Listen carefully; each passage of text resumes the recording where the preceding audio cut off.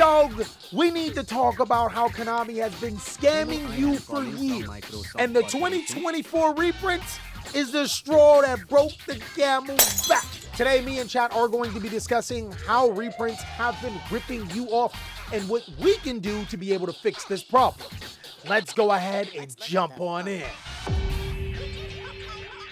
What's going on with ya, big dog? And it is an amazing day for Yu-Gi-Oh!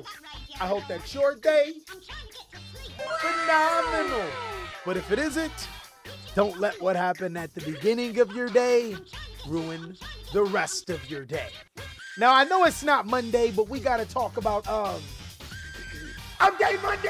Technically Update Tuesday, but a particular time where we talk about something that can help you, not only as a Yu-Gi-Oh player, but more importantly, we're gonna help you in life. We gonna stay winning out there if we can't win on the table. Today, big dog, we're gonna be talking about finance. And I don't wanna get in your pocket, but I do wanna help you on something that can really be a game changer for you.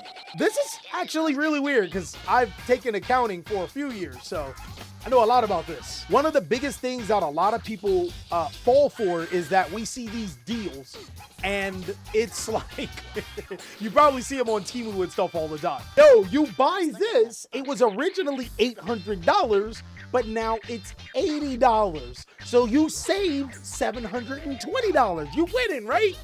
Wrong. You actually still lost $80. We call this one of the biggest traps and scams in all of the world. Just because something is marked at a particular price doesn't mean it's worth that value. And just because you didn't spend that price doesn't mean that you saved money. I want you guys to be ultra conscious with what you spend money on. It doesn't even matter how much the item is. It matters if you're going to be spending your money on something that's actually going to be useful. There's a difference between something that you want and something that you genuinely need. Spend wisely. And that's exactly what we're going to be talking about with these 2024 tins. Big dog, I sat here and wait and I let Konami dig its own grave. Seriously. Post after post after post, hyping up these tins. This is the perfect example of just because it's cheaper doesn't mean you should buy it. And in today's video, I'm gonna be breaking down why you should not buy these tins and overall why reprints just suck when it comes to Konami. Yu-Gi-Oh! Was a scam? It is. It is. And I think that it's really simple once you start to break it down. Granted, I understand that people just want to buy tins just because. Sometimes you just want to open packs. And if you have that luxury to be able to do so, please do so.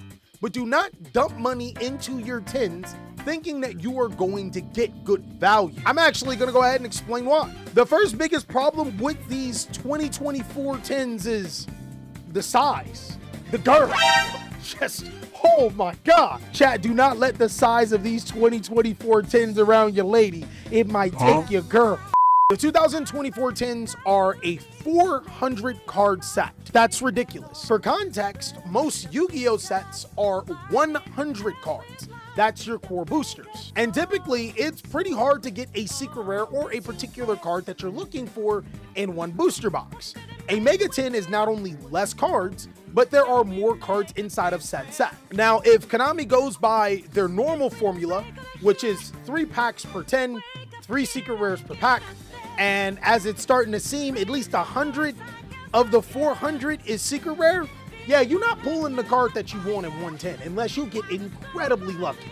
I think that is going to be pretty cool that you get 3 quarter-century secret rares per 10, but the problem with that is that there's so many quarter-century secret rares and secret rares, just as much as a normal case would have. It would just be way easier buying singles on TCG Player. By the way, if you use my link down below in the comment section, you help me out as a content creator. And specifically doing this on Saturday would be incredibly beneficial for you. You guys got to think about it. Just because you don't have a huge chance of pulling the card that you want, it doesn't mean that the whales won't be pulling and buying tons of tins, which would give you an opportunity to get cards for cheaper. Even if you pull the secret rare you wanted, I bet you won't make profit with the 10 you bought. Ultron is 100% correct. With so many of these 10s being in circulation and so many of these cards being easily accessible, some of the more expensive cards in the game are already cheaper than the 10 itself. Now, I know you may get extra cards with it, But are those extra cards really what you want most of the time?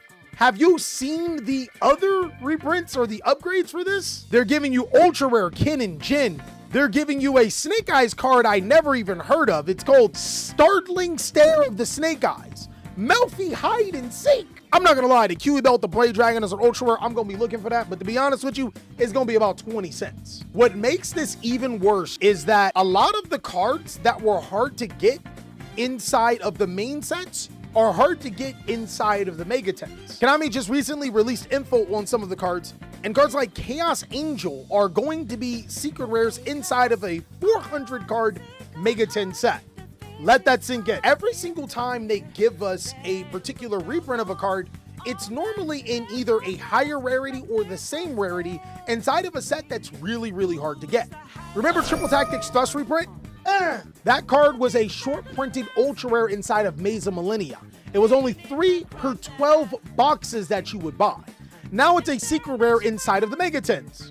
What do you think is gonna happen this time around? Another thing to note is that anytime we do get reprints, it's often way too late. Chat, I don't know if you guys remember, but Chaos Angel was a good card last year. SP Little Knight was a card that you must play.